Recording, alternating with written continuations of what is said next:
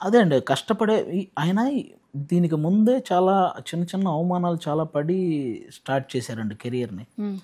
Even ఏదో ఒక ఒక సినిమాకి ఆయన ఆయన ఉండే ఎవరైతే రూమ్కి రెంట్గా ఉంటారు కదా, ఆ రెంట్కి ఉండే ఓనర్ ఎవరైతే ఉన్నారో వాళ్ళకి సంబంధించిన సినిమా ఒకటి ఏదో స్క్రీనింగ్ వేస్తున్నారని వీళ్ళని కూడా వెళ్ళి చూడమన్నారు.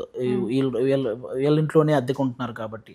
అప్పుడు చిరంజీవి గారు వాళ్ళ ఫ్రెండ్స్ అందరూ చూడడానికి వెళ్తే కనీసం ఎవరో కూర్చోమని అనలేదు, కూర్చోడానికి సీటు కూడా ఇవ్వలేదు. అప్పుడు డిసైడ్ అయ్యారంట, ఒక రకంగా చెప్పాలంటే ఆయన అప్పుడు డిసైడ్ అయ్యారు, మనం కూడా ఒక రోజు హీరో అవ్వాలి, ఆ రోజు మనం ఏంటో నిరూపించుకోవాలని. మరి అంత కసిగా ఉన్న ఆయన ఎలా ఎదుగుతారో మీరు ఆలోచించండి. అందుకే మనకి ఇన్ని రకాల కొత్త స్టైల్ అన్నీ తీసుకొచ్చారు ఆయన. ఈవెన్ డ్యాన్స్లో, కామెడీలో, యాక్టింగ్లో. అంతకు ముందున్న ఎరా వేరు. అందుకే తెలుగు సినిమా ఇండస్ట్రీని వివరించమంటే ఒక్క మాటలో చెప్పాలంటే చిరంజీవి గారికి ముందు, చిరంజీవి గారికి తర్వాత అంటారు. ఆ స్థాయిని ఆయన క్రియేట్ చేశారు.